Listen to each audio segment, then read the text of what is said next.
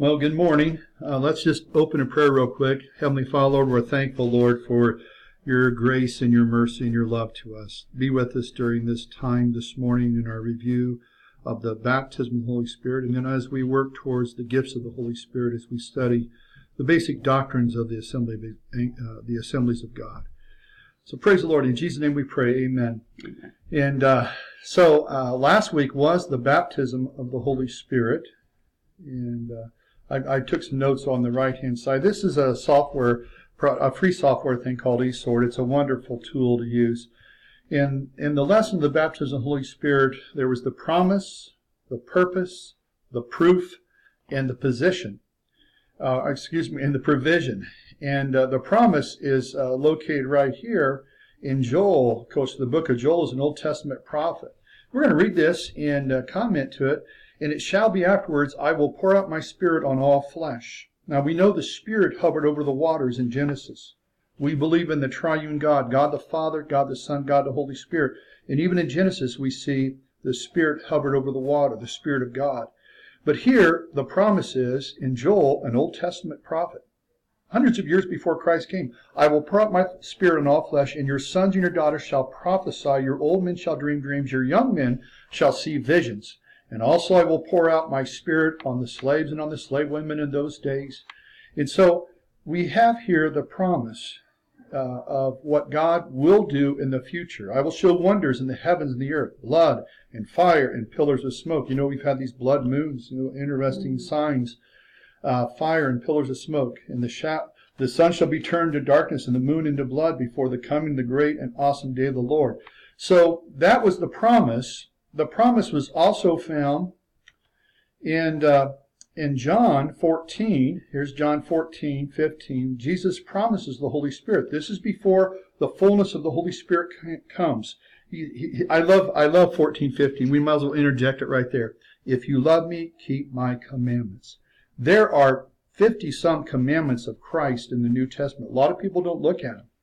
And I've printed them out before, and I said, I do pretty good in that one. Oh, I need to work on this one. There are commandments that Jesus has given us. And he says in John 14:16, and I will pray the Father, and he shall give you another comforter, so that he may be with you forever.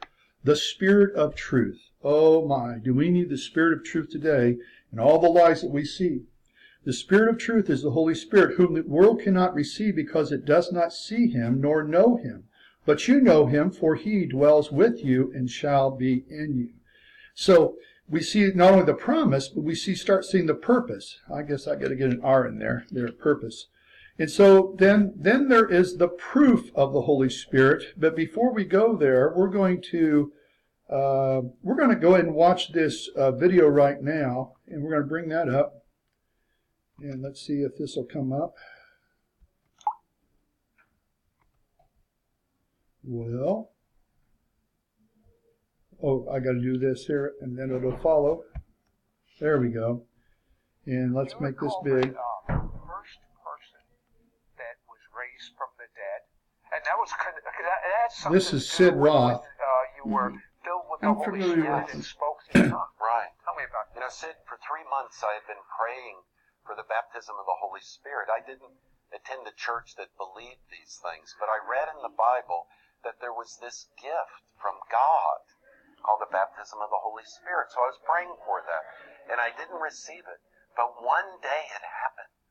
And in the emergency room, a woman came in with sudden death. We took her to the operating room. This is an interesting testimony. Over her body. I was working on her, and all of a sudden, Sid, she went flatline on the table. When she went flatline, I have to pause it for just a second, because Christian doctors, when they perform surgeries, I'm sure they're praying also, Lord, help me with this. And he was probably doing that. He doesn't mention that here, but you'll see what happens. My arms were pulled up She in went the air flatline. by the Lord over this body. And all of a sudden, this new language started coming forth out of my mouth. Actually, Sid, this thing bypassed my brain. It was something coming from deep within that came out, poured over this woman who was flatline on the operating room table. You notice he says it's something deep within his body that came out. That's exactly what happened to me on May 31st, 1976. I was praising God in English around the altars. And I was telling the Lord, I want more of you. I want everything from you, Lord. I'm thankful for your grace and mercy. I was praising him, and then all of a sudden, from deep within, came out of my mouth different words. The nurses were running around waiting for the next instruction. Well, and what does flatline? Flatline means that the heart had stopped due to a massive heart attack. There was no life, no pulse, no blood pressure in this body that was on the table. But the Lord had other plans and said, this will be a miracle. And as I stood there, this supernatural experience came over me. This new language came out of my mouth that spoke life over this woman, and then suddenly life came into her. The heartbeat came back. The breathing came back simply by praying over this woman in this new language from the Lord. Now, there is. That is a wonderful testimony. It is. Let's see if I can get back to here. And so we see he was baptized in the Holy Spirit. Right then and there, the fullness of the Spirit came upon him. We believe the initial evidence of the baptism of the Holy Spirit is speaking in tongues. And going back over the decades, I had another Christian says, Mark, you can't say that because there's other evidences of the Holy Spirit. You know what I did? I sat down and I read the book of Acts. And when I read the book of Acts, I took notes about tongues and when it was seen. And if you do the same thing, you'll see that the initial evidence was speaking in tongues. And that's what I've experienced in my life. I was a Christian before I spoke in tongues. But when I receive the Holy Spirit and when I walk in the Spirit, I'm a bold individual with purpose in my life. And so we see the promise, the purpose, the proof, the provision of the Holy Spirit. We're actually answering some of the questions in our review as we go down through here. The review says, when was the Holy Spirit promised by the Father? Well, it was promised in the book of Joel. And then when was it promised by Jesus? It was in John 14. During his ministry, he said, if I go away, the Comforter will come. He knew that in order for the fullness of the Holy Spirit to come upon his believers, he had to leave. And that was, I don't know why it was exactly like that. We do know there were times when he breathed the Spirit upon them. He anointed the disciples to go out and share the gospel. But the Holy Spirit is, sometimes people say it's a second work of grace. But you don't have to speak in tongues to be saved. No. And many people that don't speak tongues, they're saved. But let me tell you, when you are baptized in the Holy Spirit, it's life-changing. Right. It's a life-changing event. Let's see. Let's go. Is there?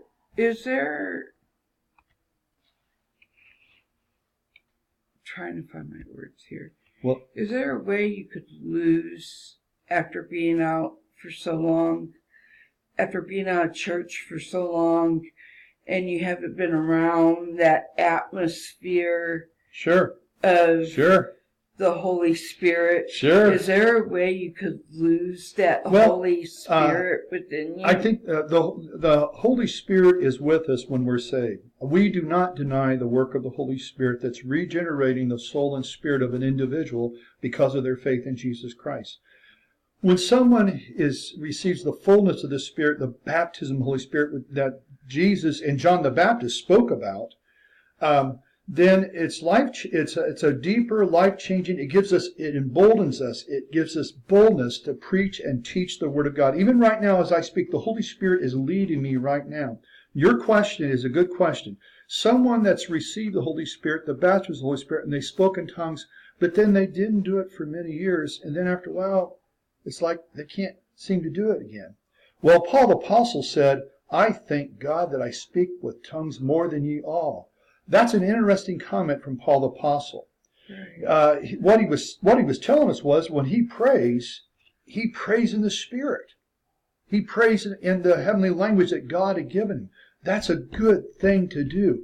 And I think, one thing I do really well is I go to church. And when I go to church and I praise the Lord quite often, I will speak in tongues for a season. Or around the altars, I'll speak in tongues. Sometimes in my car, I'll speak in tongues. Some people say, you're nuts. That's what some people say. No, the people that say you're nuts, they don't understand.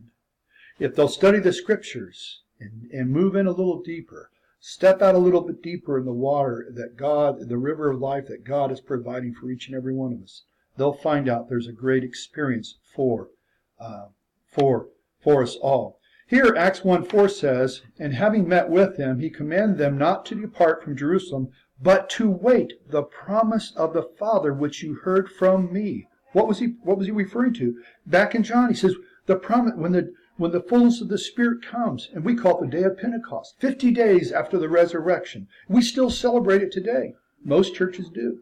But some churches, they don't recognize the initial evidence is speaking in tongues. See right here, Acts 1:5 says, for John truly baptized with water, but you shall be baptized in the Holy Spirit not many days from now. And so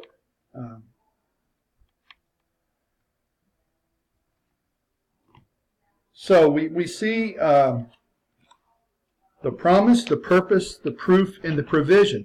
Because of then the provision, what has God provided for us is the proof is right here in Acts chapter 2, and the proof is also found in people's lives that have yielded to the work of the Holy Spirit. When they experience this, then after they experience it, then they know. Then they experience what God's Spirit, the fullness of God's Spirit can do and how it can change them even more. And it's still an ongoing process. I'm still amazed by how the Holy Spirit works in my life when I yield to Him. And of course, I'm not going to read Acts 2, 1 through 4, but there it is there for you. The purpose of the gifts is what we're going to move into here next, but let's complete these questions real quick before our time runs out. Why was it part of God's plan to send His Son before He sent the Holy Spirit? He made the way for righteousness. Because, see, the Holy Spirit, God's Spirit cannot dwell just in flesh and carnal man. We need the righteousness of God so that all righteousness is fulfilled. So when we're saved by God's blood, then there's a cleansing that comes over our soul and spirit. Holiness is found there. Then the Holy Spirit can come and enter in.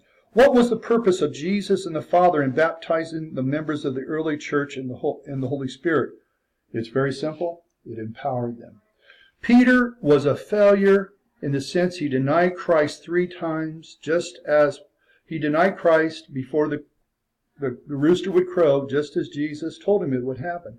Because he was in the flesh still. Even though the Spirit was upon him, the fullness of the Spirit was not in him. And then what happened on the day of Pentecost? He was filled with the Holy Spirit. Then he preached one of the first sermons, and 3,000 people were added to the church at that time. Another question of what were the members of the early church to be witnesses? Well, Acts 1:8, there would be witnesses to all the world. Let's see if I have 1:8 in here. No, let's back up here. We're not going to get to that scripture before we run out of time. Acts 1:8, though, I'm quite certain is where... 29:22. Got plenty of time. Yeah. There it is. Yeah, but you shall receive power of this Holy Spirit, and you shall be witnesses to me both in Jerusalem and in all Judea and Samaria. So the purpose was for witnessing. It helps us fulfill the Great Commission in Matthew chapter 19, the Great Commission of what we're supposed to do. For whom has God provided the baptism of the Holy Spirit? Well, in saying these things, they were watched. It's actually Acts 2:38, I think, on this one. Let's go to the next one here. Let's just quickly see. Acts 2:38, if I recall. 2:38. And Peter said, repent and be baptized, every one of you, in the name of Jesus Christ, to the remission of sins, and you shall receive the gift of the Holy Spirit. For the promise is to you and to your children and to all those afar off, as many as the Lord God shall call. So this promise and work of the Holy Spirit is promised to all. All in the future, especially to believers, those that believe in Christ. Why has God continued to baptize in the Holy Spirit? To equip and empower those to fulfill the Great